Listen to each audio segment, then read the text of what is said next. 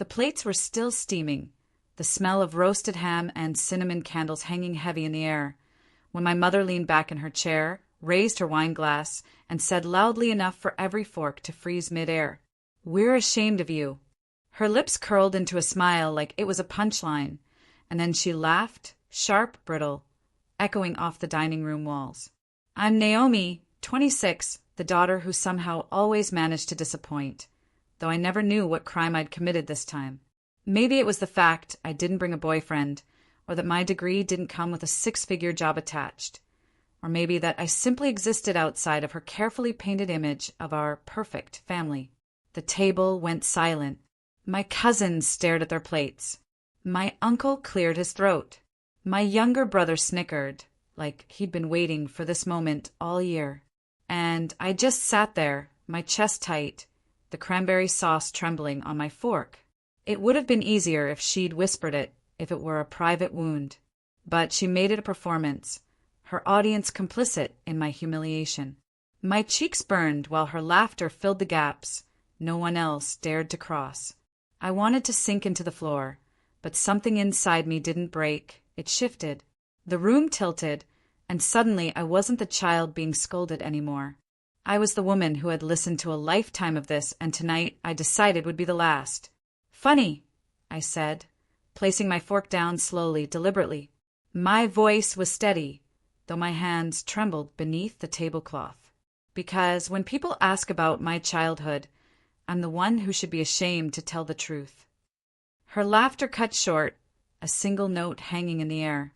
Her face stiffened, her glass hovering, and the silence that followed was heavier than the turkey platter sitting untouched at the center of the table. No one breathed. The chandelier light seemed too bright, exposing every crack in her perfect performance. My mother blinked once, twice, and then, as though my words had torn through the armor she wore for decades, her eyes glistened. She tried to smile again, but the sound that left her was not laughter, it was a choked sob. She covered her mouth. The chair screeched back, and then she burst into tears. She couldn't stop. Have you ever had family cross your boundaries in front of everyone you love? Tell me in the comments, because in that moment I realized silence wasn't survival anymore. It was surrender. My mother's sobs tore through the dining room like glass shattering against marble. Forks clinked, chairs shifted, but no one moved to comfort her. Not even my father, who sat frozen at the head of the table, his knuckles white around his wine glass. I sat perfectly still, my hands folded in my lap, the weight of every Christmas past pressing down on me. She had humiliated me every year in one way or another. Comments about my weight, my job, my choices. But tonight, something was different. Maybe it was the way her laughter had rolled through the room, cruel and rehearsed, or maybe it was the way I'd finally spoken without shaking. Her mascara smudged as tears streaked down her cheeks. "How could you say that to me?" she whispered, as if I'd betrayed some sacred rule. I tilted my head, the candlelight flickering across the silverware between us. "You humiliated me, Mom, in front of everyone. I just gave you honesty in return." No one dared to breathe. My younger brother, Eric, shoved a piece of bread into his mouth like it might make him invisible. Aunt Marjorie sipped her wine, eyes darting between us like she was watching her favorite soap opera. My father finally set his glass down with a thud. "Enough," he said quietly. His voice carried weight, but not conviction. It was the kind of command he used when bills piled too high or when Mom's temper threatened to unravel at family gatherings. He didn't mean it. He never did. Mom buried her face in her napkin, her shoulders shaking. "You don't understand what it's like to raise a daughter who—" She stopped, as though the next words might break her. I leaned forward, my voice low but sharp enough to cut. "A daughter who refuses to play the role you wrote for her?" Her eyes met mine then, red and wet, and for the first time in years she looked small. The room wasn't on her side anymore. It was silent, complicit, waiting. And that's when I noticed it.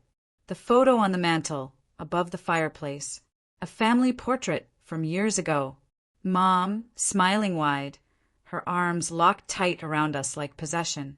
My father's stiff smile, my brother's awkward grin, and me, 12 years old, my eyes hollow even then. That photo had always been her trophy, proof that we were the perfect family. I realized then, my revenge wasn't going to be loud. It didn't need to be. It only had to reveal what was already there. The truth. Mom whispered again, this time almost to herself. You've embarrassed me. But no one in that room looked at me with shame. They were staring at her. And for the first time in my life, I wasn't the one who felt small. The silence in the dining room felt endless, thick as the fog outside pressing against the frosted windows. My mother's sobs softened into hiccups, but the echo of her words still lingered. You've embarrassed me. I wanted to laugh at the irony. For years, she had wielded embarrassment like a weapon, slicing me open with every cutting remark in front of family, neighbors, even strangers. And now, with one sentence, the blade had finally turned back on her. My father cleared his throat, trying to steer the evening back to normalcy. Let's eat before the food gets cold. His voice was flat, unconvincing, like even he didn't believe the night could be salvaged. But no one moved their forks. My cousin Rachel, who had always avoided picking sides, suddenly looked at me and said softly, Naomi, is it true? Were you really ashamed growing up? The words hit the room like another dropped glass. My mother's head snapped up, her mascara streaked, face trembling with rage. Don't you dare answer that, she hissed. But I did, calmly, clearly. Yes. Gasps rippled down the table. My aunt's wine glass froze midway to her lips. My brother's smirk finally faded. I leaned back in my chair, my voice steady as if rehearsed. Every Christmas, every birthday, every milestone, you turned it into a stage. You cared more about how people saw us than how we actually felt. You wanted perfect, but what you got was a daughter who couldn't breathe without worrying about whether she was good enough for your standards. Mom's hands trembled against the tablecloth. That's not true. Really? I interrupted, my tone sharper now. Then why is my first memory of you at this table telling me to sit straighter, smile wider, and never cry? Why is every photograph in this house proof of what we were supposed to be, not who we actually were? The mantel photo seemed to glow in my periphery, that frozen smile staring back at me. I pointed toward it. That picture up there? That's not our family. That's your version of it, and I don't fit into that frame. The room was so quiet I could hear the clock ticking in the hallway. For the first time in my life, I didn't feel like the one on trial. She did. My mother's lips parted, but no words came. Her hand reached toward her wine glass, but stopped midway, trembling too much to lift it. And then Aunt Marjorie, of all people, broke the silence. She looked at Mom and whispered, almost pitying, "Heard the truth hurts, doesn't it?" My mother's face collapsed. The tears returned. And I realized something dangerous. I had only just begun. My mother's sobs cracked open the silence, jagged and unrelenting. But this time, no one rushed to comfort her. The performance was over. The audience had seen behind the curtain. I sat straighter, my palms resting against the edge of the table. My body buzzed with adrenaline, but my voice was even. Almost too even. You know what's funny? I said, my eyes never leaving hers. For years, I thought I was fragile because you told me I was weak, sensitive. But glass isn't weak. Glass can cut. The words lingered, sharp as shards on the floor. Her eyes widened, as if she recognized something in me she'd tried to bury for years. Eric finally broke the tension, his voice dripping with sarcasm.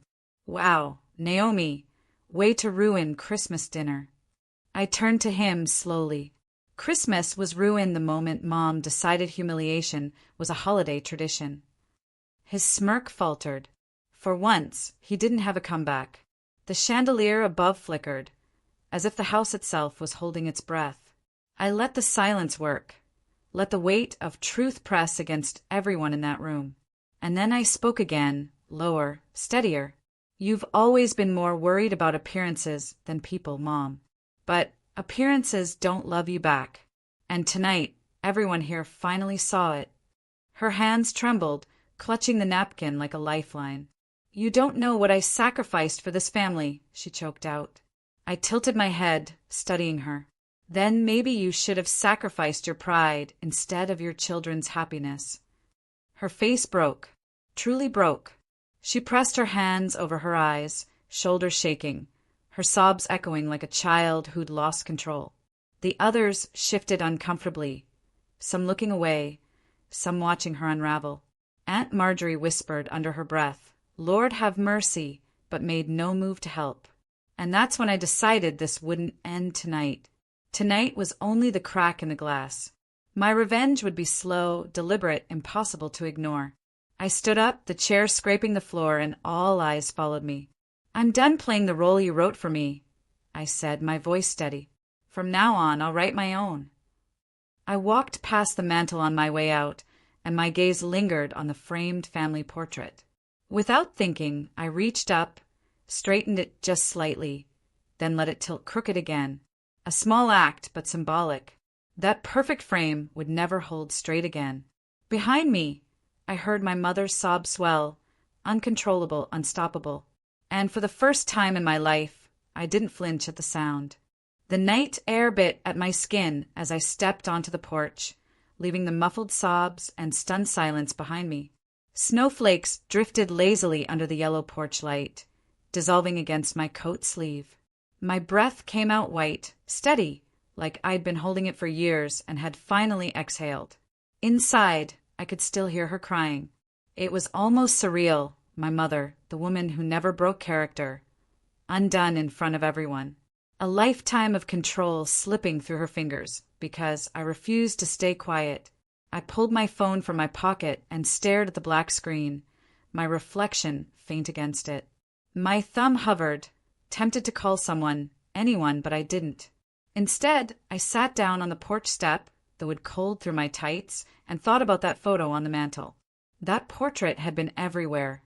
Christmas cards, church directories, even in her wallet, creased from overuse. Proof of her perfect family. Proof that she had done everything right. What no one else knew was what lay beneath the frame. I remembered the day we took it. Me at 12, wearing the itchy blue dress she insisted on, my hair pulled too tight, my smile forced. After the photographer clicked the last shot, Mom hissed in my ear, "Don't ruin this for me. For once in your life, just get it right." The picture was never about us. It was about her. That was the moment I realized my next step. Revenge wouldn't be loud. It wouldn't be about screaming matches or broken plates. It would be about truth. About showing the world what she had tried so desperately to hide. The door creaked open behind me. I turned to see Rachel, my cousin, the one who had asked the question no one dared to. She stepped outside, arms wrapped tight against the cold. "You okay?" she asked quietly. I studied her face, searching for judgment, but there was none. Just curiosity, maybe even respect. "I'm fine," I said, and for once it was true. Rachel hesitated, then added, "You were brave in there. No one's ever said that stuff out loud before." The snow crunched under her boots as she shifted her weight. She leaned closer, lowering her voice. "If you ever need someone to back you up, I'm on your side." Her words warmed me more than the coat on my shoulders. Inside, my mother's crying rose again, raw and unfiltered. Rachel looked toward the door. "She's not gonna forget tonight." "No," I said, standing slowly, brushing the snow from my coat. "She won't." Because this was just the beginning. And as I looked at my reflection in the frost-covered window, I knew the portrait was going to crack piece by piece. The next morning, the house felt different. Hollow, like the walls themselves were ashamed. I woke up to the sound of clinking dishes and muffled voices downstairs. For a second, I thought maybe I'd dreamed it all, the laughter, the humiliation, the tears. But then I saw it. The framed portrait leaned awkwardly against the hallway wall outside my bedroom. crooked, just like I'd left it. I stood there staring at it, robe wrapped tight around me. The glass caught the morning sun, fractured light scattering across the floorboards. I reached out and traced my 12-year-old self's frozen smile. Even then, I could see the sadness in those eyes. It felt like she was staring back at me, waiting. Downstairs, I could hear my mother's voice. Soft, fragile, a tone I didn't recognize. They all saw, she kept repeating. My father muttered something I couldn't make out, but it didn't matter. The shift had already happened. The perfect illusion was gone. When I came down for coffee, the room went still.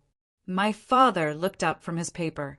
Eric sat hunched over a bowl of cereal, avoiding my eyes. And my mother, her face was puffy, eyes red from crying all night. She opened her mouth, but no sound came out. For the first time in my life, she didn't have words. I poured coffee slowly, deliberately, the sound filling the silence. The kettle hissed like it was angry too. I could feel her gaze burning into me, waiting for me to apologize, to backtrack, to fold like I always had. But I didn't. I carried my mug to the table and sat across from her. The steam curled upward, blurring the space between us. You broke something last night, she whispered finally. I met her eyes. No, Mom. I revealed what was already broken. Her lip trembled, and for a moment I saw it, fear. Not of me, but of the truth being bigger than her control. Eric shoved his spoon into the bowl loudly, muttering, "Drama queen," under his breath. I leaned back, my gaze shifting to him. You can roll your eyes all you want, Eric. But you heard it too. Everyone did. That mask she wears, it slipped, and no one's going to unsee it. The words hung heavy. My father folded his paper, pretending to focus, but I caught the way his hands shook. The portrait on the wall creaked against the plaster, like even it wanted to fall. I sipped my coffee, calm, steady. My revenge wasn't fire, it was water, seeping into cracks, widening them slowly until the whole structure gave way. And in that quiet morning light, I knew. She wasn't done crying. Not yet. By evening, the storm had settled into silence.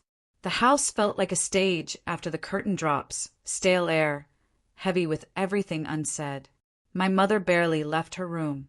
When she did, her eyes were swollen, her face stripped of makeup, her voice unsteady. I sat in the living room, the crooked family portrait glaring down from the mantel. I didn't move it. Its tilt spoke louder than I ever could. That's when Aunt Marjorie came by.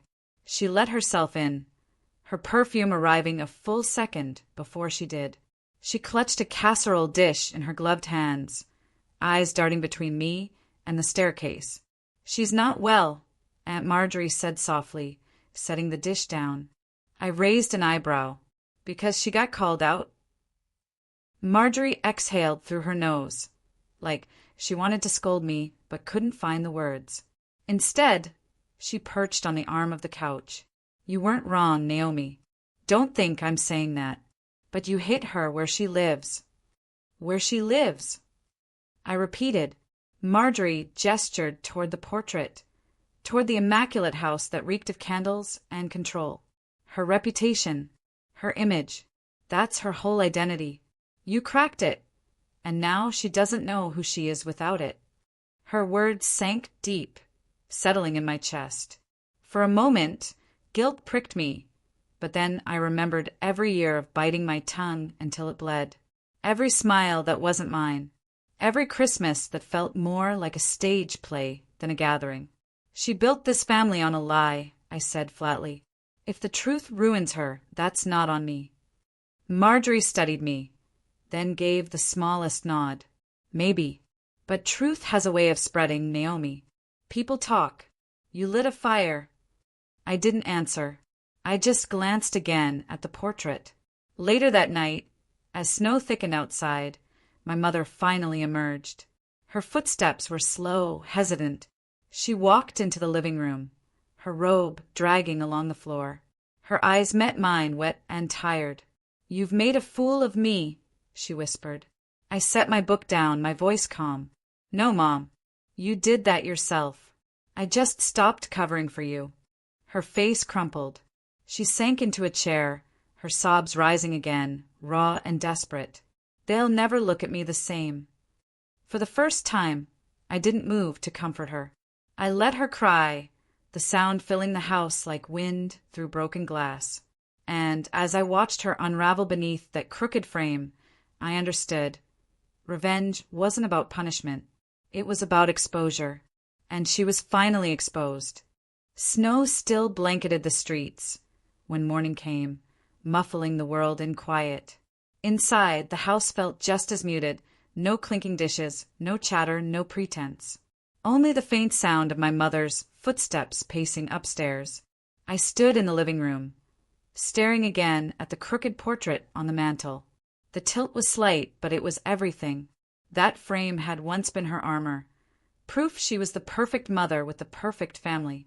Now it looked like what it always was, fragile, unsteady, one nudge away from collapse. She appeared in the doorway, robe wrapped tight, her face pale from nights of crying. She didn't have the same presence she used to. No sharp edges, no polished performance. Just a woman stripped bare. Her voice cracked. "Naomi, I don't know how to fix this." I turned slowly, meeting her eyes. "You can't fix what you refused to admit was broken." The words landed hard. She winced like I'd pressed a bruise. Her gaze flicked toward the photo, then back to me. For a long moment, she just stood there, tears pooling again. Finally, she whispered, "I'm sorry." The words stumbled out like she'd never spoken them before. "I shouldn't have said that to you. I shouldn't have made you feel less than. I was wrong." I didn't rush to forgive. I let the silence stretch, let her sit in it. Then I nodded once. "If you want things to change, you'll need to do more than apologize. You'll need to stop pretending." Her chin trembled, but she didn't argue. Instead, she walked past me, reached up to the mantel, and took the portrait down. For a second, I thought she might clutch it like always, polish the glass, straighten the frame. But instead, she carried it to the trash bin by the door. Her hands shook as she let it slide inside. The thud it made was quiet, but it was louder than all her laughter had ever been. She turned back, eyes shining. "Will you help me start over?" I exhaled slowly, feeling years of pressure ease from my chest. "Maybe, but this time we start with honesty." Her tears fell freely, not from shame this time, but from something closer to surrender. The house was silent again, but it wasn't the heavy silence of secrets. It was the quiet after a storm, fragile but possible. And as I looked one last time at the empty mantel, I knew my revenge had never been about destroying her. It was about making her face the truth she'd spent a lifetime burying. Now she had.